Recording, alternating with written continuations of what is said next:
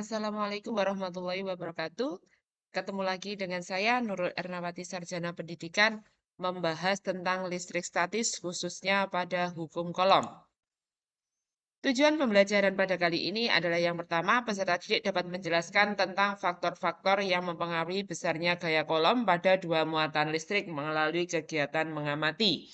Kemudian peserta didik dapat menghitung besarnya gaya kolom dua muatan listrik melalui kegiatan mengamati interaksi dua benda bermuatan listrik. Yang ketiga adalah peserta dapat menganalisis interaksi antara dua benda bermuatan.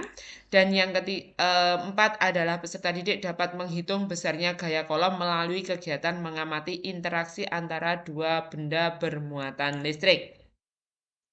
Interaksi antara dua muatan listrik, kalian perhatikan pada gambar. Di sini kaca bermuatan positif dan kaca bermuatan negatif positif.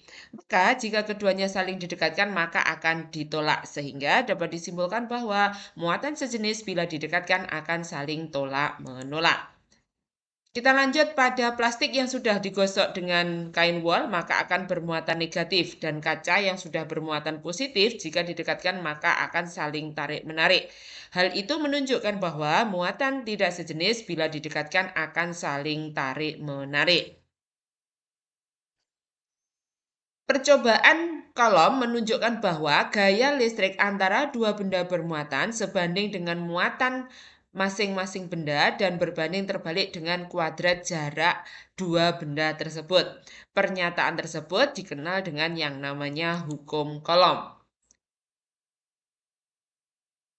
Di sini yang namanya hukum kolom menunjukkan bahwa ada dua buah muatan, yaitu ada muatan positif dan muatan positif. Maka besarnya gaya kolomnya atau gaya interaksinya adalah tolak-menolak ditunjukkan dengan anak panah F itu yang keluar atau saling menjauhi. Sedangkan untuk benda yang muatannya berlainan jenis, yaitu muatan positif dan muatan negatif, maka besarnya gaya kolom atau arah gaya kolomnya akan saling mendekati. Berarti itu adalah tarik-menarik. Besarnya gaya tarik atau gaya tolak antara muatan sebanding dengan besarnya muatan masing-masing dan berbanding terbalik dengan kuadrat jarak antara kedua muatan. Yang dirumuskan dengan F sama dengan K kalikan Q1 kali Q2 per R kuadrat. Di mana F adalah gaya kolom satuannya Newton, kemudian Q adalah muatan listrik satuannya kolom, R adalah jarak satuannya meter, dan K adalah konstanta kolom atau ketetapan kolom yang besarnya 9 kali 10 pangkat 9 Newton meter persegi per kolom kuadrat.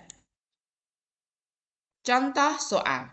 Di situ ada dua buah benda masing-masing bermuatan listrik 3 mikrokolom dan min 2 mikrokolom yang terpisah sejauh 10 cm.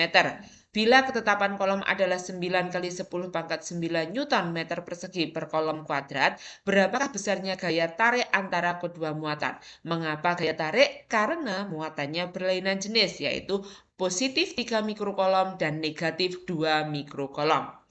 Dari soal ini, maka dapat diketahui bahwa Q1-nya 3 mikrokolom dijadikan kesatuan SI yaitu kolom, yaitu 3 kali 10 pangkat min 6. Demikian juga Q2 min 2 mikrokolom sama dengan min 2 kali 10 pangkat min 6 kolom. Jarak yang 10 cm berarti R sama dengan 10 cm sama dengan 10 kali 10 pangkat min 2.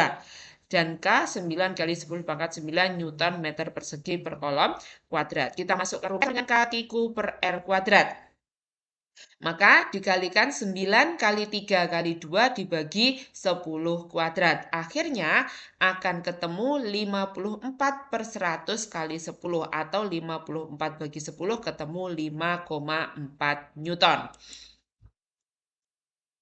Jadi kesimpulannya adalah apabila kedua benda bermuatan sama saling didekatkan maka akan terjadi interaksi tolak-menolak. Sedangkan apabila dua benda yang bermuatan tidak sama saling didekatkan maka akan terjadi interaksi tarik-menarik.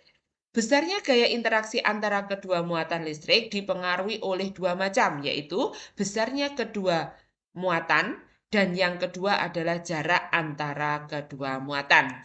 Demikian yang bisa saya sampaikan. Terima kasih atas perhatiannya. Sampai ketemu pada materi berikutnya. Wassalamualaikum warahmatullahi wabarakatuh.